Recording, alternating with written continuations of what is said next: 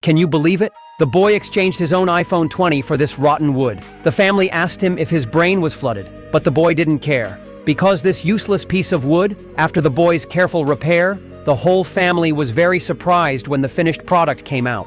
When a millionaire sees it, he is willing to pay $100,000 to buy it. So this boy made the first money of his life with this skill. Let's see how he turned this rotten piece of wood into a $100,000 finished product.